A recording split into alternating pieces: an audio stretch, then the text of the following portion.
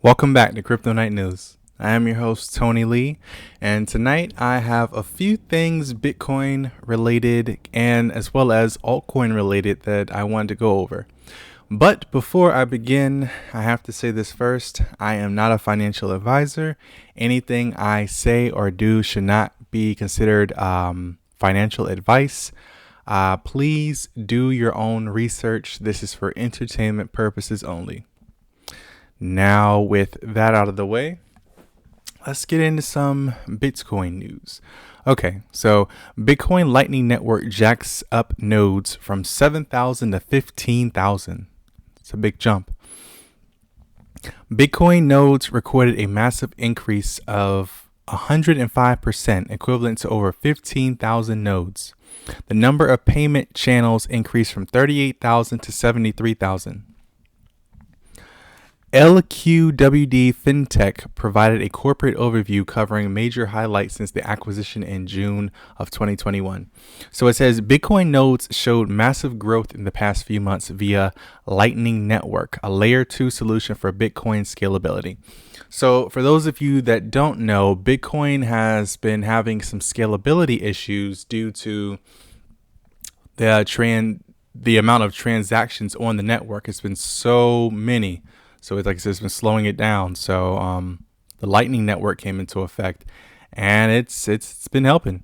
So since February of 2021, the Bitcoin Lightning Network has seen a node growth of 105% from 7,702 to over 15,000. As a result, Bitcoin's transaction capacity increased from 1,125 Bitcoin to almost 3,000 Bitcoin. In fact, it is up by 160% compared to September 30th of 2021. Additionally, there was 92% increase in the number of payment channels, with a total of more than 73,000 from the initial 38,000. LQWD FinTech provided a corporate overview covering major highlights since Interlapses, now rebranded into LQWD, acquisition of LQWD in June of 2021. The network's effectiveness encouraged the company to continue to expand its business. So this is big news for Bitcoin. This is great news. It'll be able to handle more transactions on the network, and this Lightning Network is really good news for Bitcoin. So let's move on to some other Bitcoin news.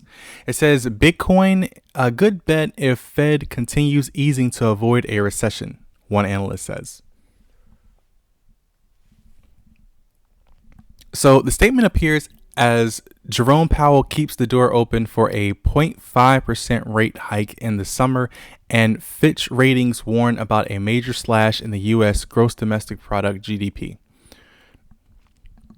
Bitcoin has the potential to become a good bet for investors if the Federal Reserve does everything it can to keep the U.S. economy afloat against impending recession risk, according to popular analyst Bitcoin Jack.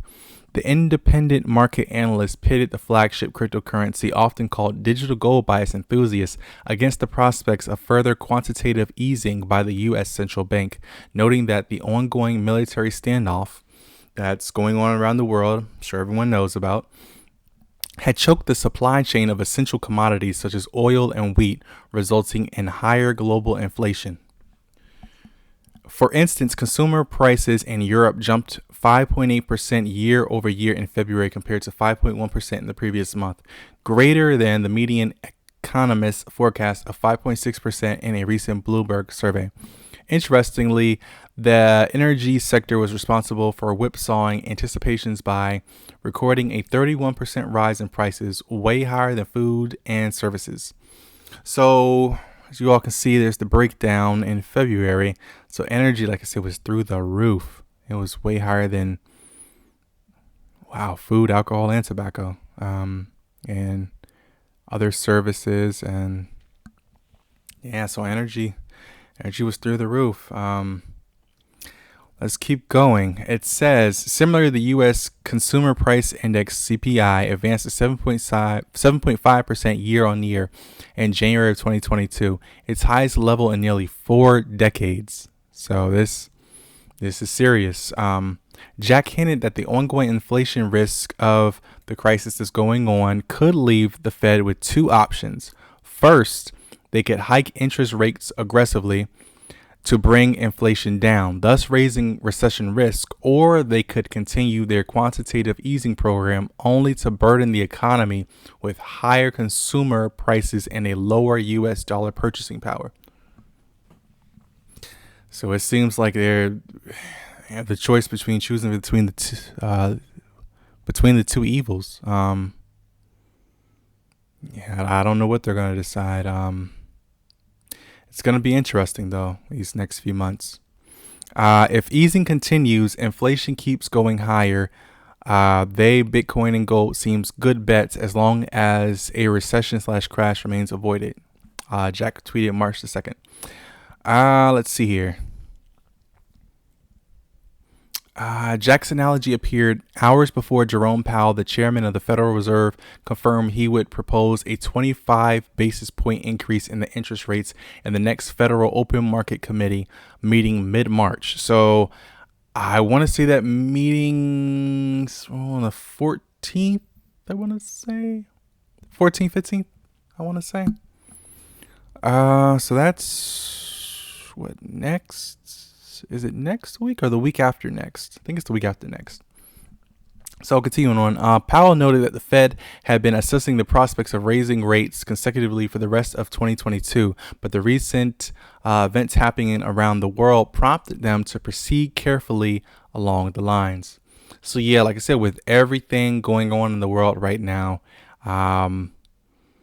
he has a very hard decision to make because, like I said, if he raises these interest rates too quickly, like I say, it could cause a lot of issues, like I said, within the economy. But if he doesn't, then, like I said, issues that we're currently seeing now could potentially progress and get worse. So it's just like he has a decision to make. It shouldn't be taken lightly.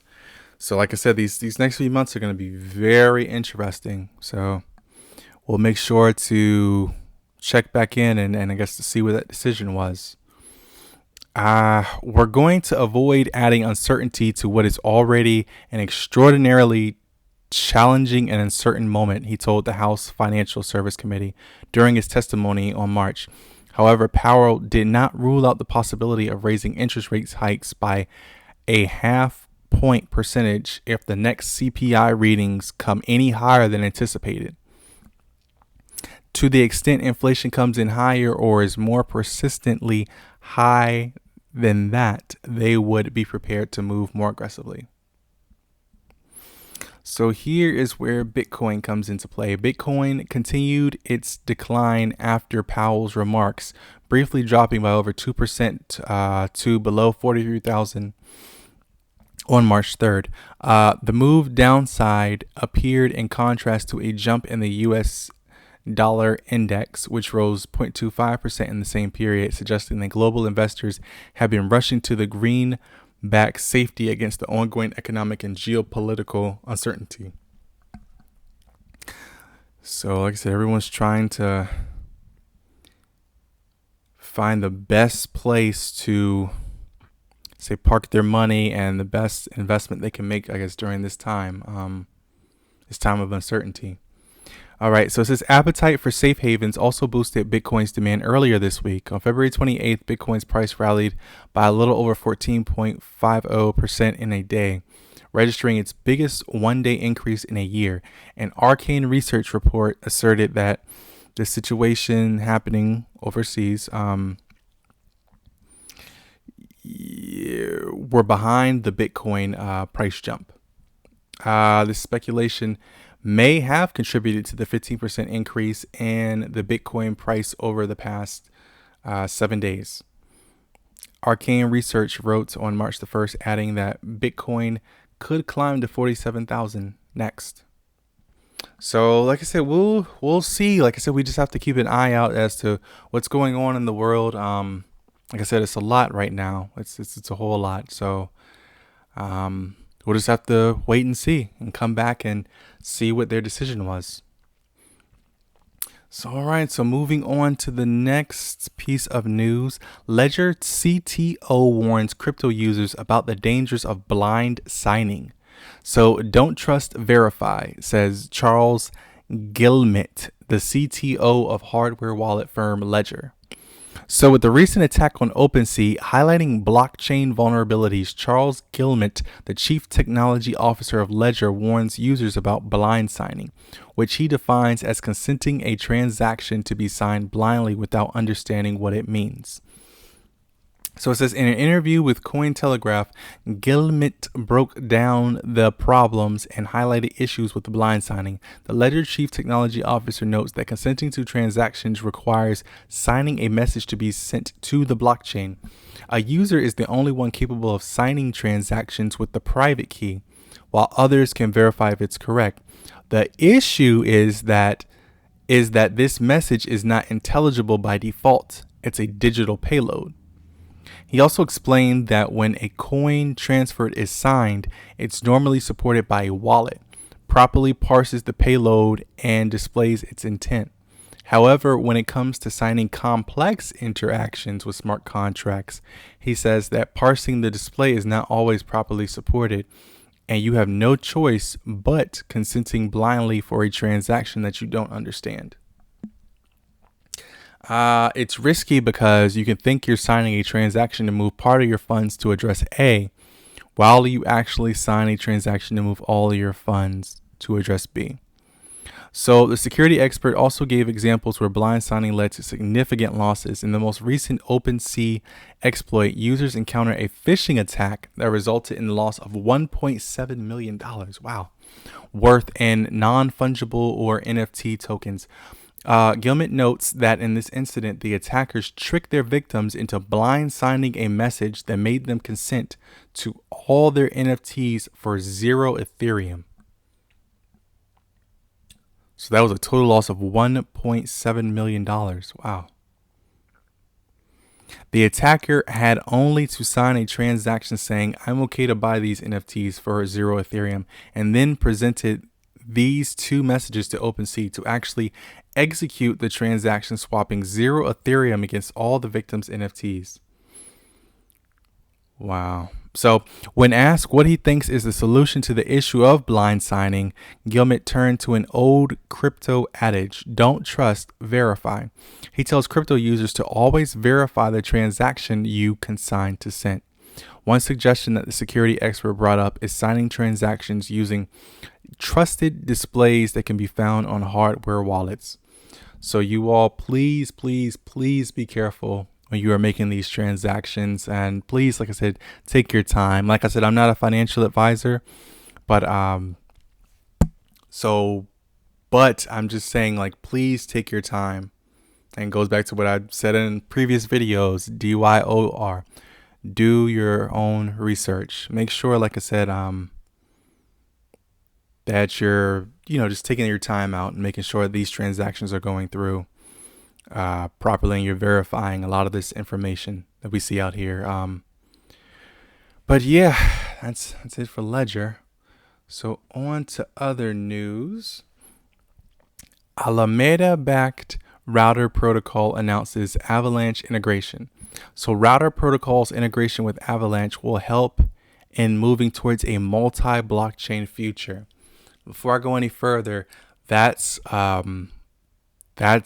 big. I mean, that is like a huge move for the crypto space, because one thing that everyone's been trying to really solve and really perfect is a multi-chain within crypto. So Ramachandran, co-founder and chief executive of Router Protocol, believes that the integration will help advance the mission of achieving a multi-blockchain future. Router Protocol Avalanche.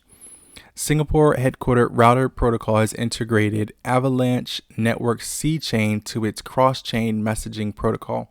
According to the official press release shared with Crypto Potato, the development will enable users to leverage the Avalanche network by conducting cross-chain transfers and swaps between blockchains such as Polygon, Binance Smart Chain, and Avalanche C-Chain. With the integration, the users of the Avalanche smart contract can now purchase digital assets on their networks, such as Polygon or BSC, in a single transaction without having to leave the network. So this could be good. Founded in 2020, Router Protocol aims to seamlessly facilitate bridging infrastructure between current and emerging Layer 1 and Layer 2 blockchain solutions. What does Avalanche integration mean for users? The main objective behind the integration is to solve issues associated with the increase in siloed and unconnected blockchains that poses a hindrance to the growth of the industry. So on that note, it aims to provide the necessary connecting infrastructure, which will spread to all EVM and EVM chains. So users can receive access to a proprietary Pathfinder algorithm that aggregates decentralized exchanges to find the best rates for cross-chain swaps. In addition to fast finality, Router's integration with Avalanche will also provide easy cross-chain swaps and one-on-one low-fee asset transfers of assets such as USD, Avalanche, Polygon, and Binance Coin. Besides Router Protocol's upcoming software development kit, which will enable developers to create cross-chain applications to communicate with various chains, including Avalanche. The latest development comes 3 months after Router received the backing of $4.1 million in a strategic funding round. Some of the prominent industry players participating in the round include Coinbase Ventures, Alameda Research, Polygon, DeFi Capital, Maple Block, Wami Capital, QCP, TerraSurge Capital, Woodstock, Wintermute, and Shima Capital. So this is very interesting. We'll see if they can pull it off. We'll see if this comes out and this works. I'm hoping so. Like I said, this will be really big for the industry. And let's move on to our last piece of news for tonight. So Zebedee App relaunches with Bitcoin gaming focus. So Zebedee wallet app will be rebranded as Zebedee App. Zebedee will shift focus away from Lightning supported wallets in favor of Bitcoin gaming features. So let me stop here. Within the crypto space, and I believe what's pumping, well, I say what's pumping, but I believe what's helping crypto so far as with its adoption more so with the younger generation is gaming. I don't know about you all, but it seems like every time I turn around, there's another young person like playing a game, and I'm another young person. I'm young too, but it seems like young people they're really into games. So bringing cryptocurrency and combining it into the games that we play every day, it's a smart move. It's a smart move. So ZBD, the rebranding shift focus towards connecting and fun, according to CTO Andre Neves. Bitcoin software company Zebedee is rebranding its Zebedee wallet app as the Zebedee app to shift focus further onto Bitcoin gaming, according to a press release sent to Bitcoin Magazine. So while Bitcoin wallets with Lightning Network support will remain on the platform in the background, Bitcoin gaming will take the limelight as Zebedee revamps its app to create a one-stop shop for all things Bitcoin gaming. News, announcements, guides, and events will all be tailor-made for a Bitcoin gaming community, and users will be able to launch their Bitcoin games directly from the Zebedee app. Andre Neves, Zebedee co-founder and CTO, said, "We started Zebedee to make it as easy as possible for developers to add Bitcoin to their games, but also make playing those games feel completely intuitive and easy for the user. Neves further articulated their reasoning for placing Lightning supported wallets on the back burner, saying the Lightning wallet functionality is still a very integral component, of course, but it's only part of the story. Citing the growing market of 3 billion gamers worldwide. Wow, that's a lot. Neves let it be known that Zebedee is not a finance app, and they are not intending to tell a story about finance. And this story is not about finance, it's about gaming, content creation, empowering communities, and creating interoperability between different virtual worlds. ZBD was once a highly adopted wallet that allowed its users to utilize the Lightning Network, marking a significant change in branding as the company steps away from the past success and allows Bitcoin gaming to take the center stage.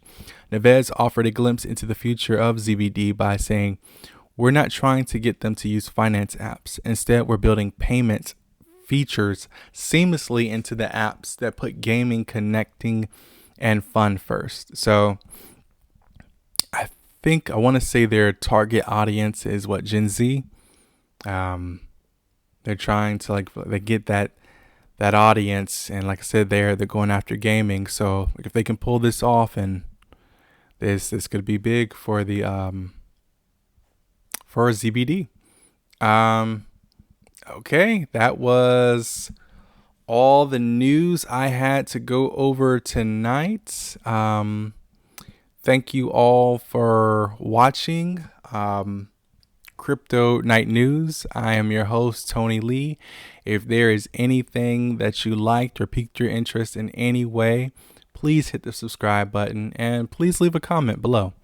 Thank you. And whenever you're watching this, morning, noon, or night, have a good day. All right. Bye-bye.